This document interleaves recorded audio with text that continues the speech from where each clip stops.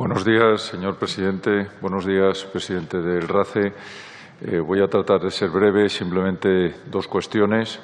Nos gustaría saber desde nuestro grupo si ustedes cruzan datos con los cuerpos y fuerzas de seguridad del Estado, dígase Erchainas, Mossos, Guardia Civil de Tráfico. Queríamos saber qué opina usted, si están bien protegidos, si les faltan medios, con respecto, por ejemplo, a las infraestructuras que ustedes tienen. Esta es y sobre todo lo que le acabo de comentar, si están suficientemente protegidos, ya que tienen un índice de accidentes y de mortalidad bastante grande. Y luego la siguiente cuestión, ¿qué opina del protocolo que, por ejemplo, se sigue en países como Suiza, en el cual los seguros simplemente los ciudadanos pagan a lo mejor de forma temporal su seguro? Solamente utilizan el vehículo, por ejemplo, en época estival y en invierno que los tienen guardados o no los utilizan.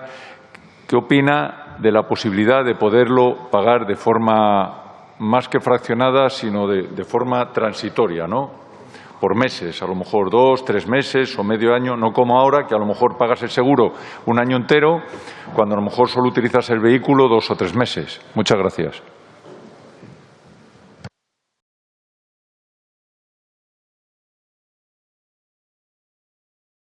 Cuando quiera. Muchísimas gracias. La verdad es que desde mi grupo nos congratulamos de que la función que tiene asignada una licencia pública de televisión como servicio público delegado por parte del Gobierno pues se cumpla. Así que le felicito por cumplirlo y además por cumplirlo, vamos a decir, de forma creativa, pero no deja de ser parte de sus obligaciones televisivas. Usted, como grupo de medio de comunicación, sabe que tienen una concesión que se renueva cada X años y esta es una de las obligaciones. No lo olvidemos. Dicho lo cual, me parece interesante cómo lo hacen ustedes, cómo lo hacen creativo. También el hecho de que esta combinación de lo público y lo privado a algunos les pone los pelos de punta. A nosotros nos parece muy razonable porque genera efectos multiplicadores como los que usted nos está contando, de forma creativa, de forma multiplicadora, agregando intereses que no necesariamente son los propios de una televisión pública necesariamente, sino bueno, pues un concesionario de televisión, ya le digo, de servicio público, pues puede hacer cosas de otra manera y las cosas parece que funcionan y parece que están ustedes haciendo cosas importantes. Tengo una preocupación. Me gustaría saber el impacto que ustedes tienen, no a efectos de criticarles a ustedes, sino a efectos de evaluar también el coste que tiene lo público, ¿no? ¿Usted tiene calculado cuánto asciende el equivalente publicitario de sus campañas? ¿A cuánto equivaldría? A precio, no digo precio tarifa, ya sabemos que eso es una gran ficción, pero aproximadamente cuánto supone esto. Lo digo para entender también cómo suma esto, pues ya sabe usted, pues en otros ámbitos, en la cooperación internacional, etcétera, se suman estas cosas, saber de verdad cuánto estamos invirtiendo entre todos, porque para medirlo mejor, ustedes con su concesión y su cesión de ese espacio de forma gratuita, pues están aportando, vamos a decir, en especie. Me gustaría saberlo para saber también cuánto las campañas publicitarias de la DGT, etcétera, si tenemos que tener más, tenemos que tener menos. Lo hablo desde un punto de vista, ya lo digo, técnico, en absoluto crítico. No me lo lea por ahí, que ya sé que con la mascarilla todos parecemos mucho peores, ¿no? O más malos. Y tengo una petición. Porque luego viene FESVIAL y hay un informe de FESVIAL sobre, voy a resumir los camioneros, pero en nombre de los profesionales de la ruta, los profesionales del transporte. Más de la mitad se sienten ignorados o maltratados. Casi un 49%, creo recordar, se sienten maltratados por los medios de comunicación. Hablo de los profesionales de la ruta, hablo de los camioneros, hablo de los conductores de autobús, hablo de los conductores. Se sienten abandonados por los medios de comunicación. Repito, un 40 y tanto, eso suma un 60 y bastantes por ciento, pero un 49% prácticamente maltratados.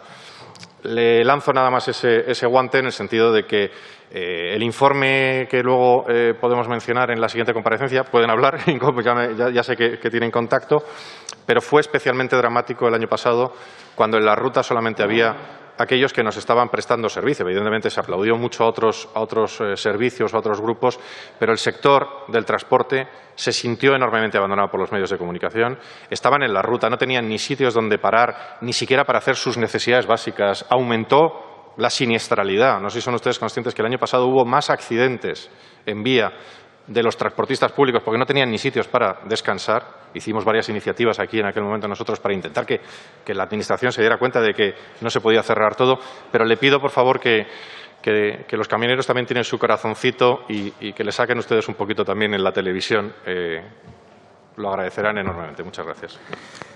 Muchas gracias, señor Sánchez Real. Por el Grupo Parlamentario Popular tiene la palabra. Muchísimas gracias por su intervención.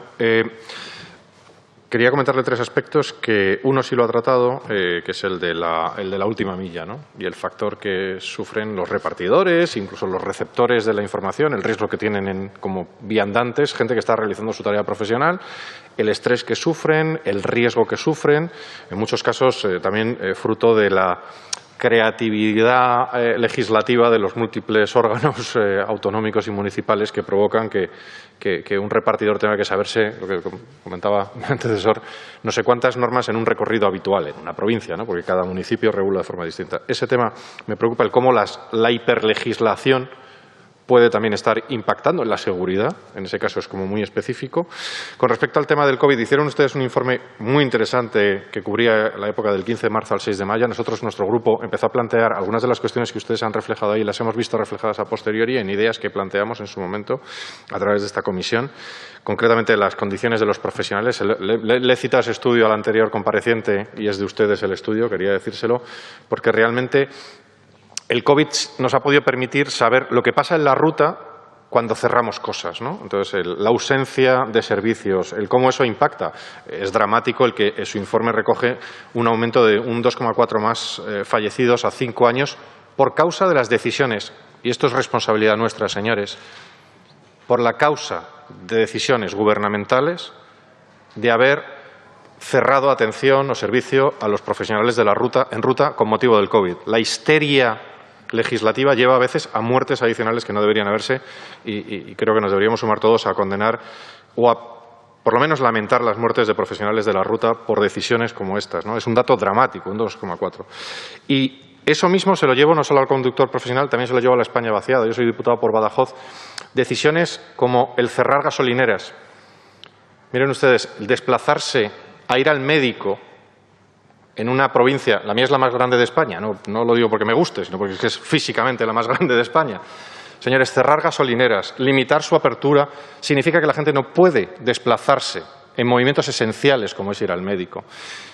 Ese estrés adicional, esa reducción de las oportunidades viarias, yo le pediría, le lanzo el guante, yo sé que usted trabaja también desde Valencia y tienen esa visibilidad también de la zona norte de Castellón y similares, yo le pediría, por favor, que ese tema de la España, yo no la llamaría vaciada, sino con intención de que se vacíe, porque de verdad estas dificultades, que las hemos visto con motivo del COVID, pero que están ahí en el día a día, la limitación de horarios de gasolineras, afectan a la seguridad vial, porque uno toma una decisión de ir por una carretera secundaria para poder llegar a una gasolinera, desplazándose a lo mejor por un lugar de niebla, por una decisión que es, repito, administrativa, de la que somos todos responsables. Y en el hilo final, agradezco además al señor presidente estas comparecencias específicamente y en la suya, pero también le digo a los investigadores, mándenos la información. Nuestros emails son públicos, mándenos ustedes todos esos informes. Le puedo asegurar que los leeremos, y no hablo por mi grupo, yo estoy seguro y convencido de que todos los diputados de esta Cámara y de esta Comisión leeremos con enorme intensidad todo aquello que le hemos dado tan poco tiempo para desarrollar. Muchísimas gracias.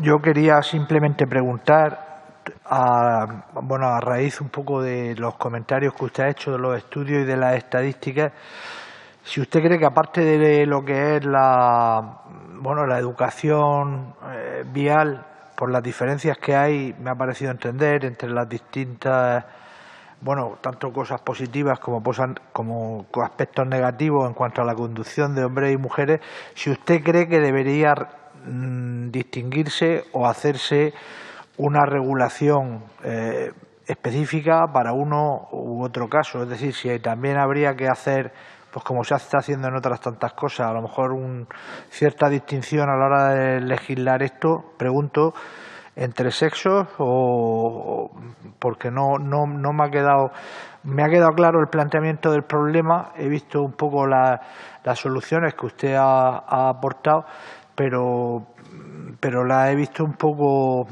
quizá falta de concretar un poco más, o si usted ha hecho algún estudio al respecto, que no me cabe duda que usted lo que pone aquí pues son a lo mejor unas pinceladas de las conclusiones que sacan y que seguramente tendrán más datos. Gracias.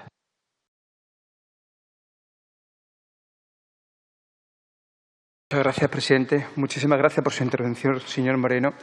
Yo le quiero hacer brevemente dos preguntas. Una es, en busca de ese objetivo que tenemos para el 2030 de bajar el número de accidentes y, por consecuencia de esos accidentes, los heridos y los fallecidos, si usted tuviera ahora mismo en su poder llevar a cabo una medida para bajar esa siniestralidad y esos números de muertos, y usted tuviera poder como Gobierno para llevar una medida, ¿cuál de ellas elegiría?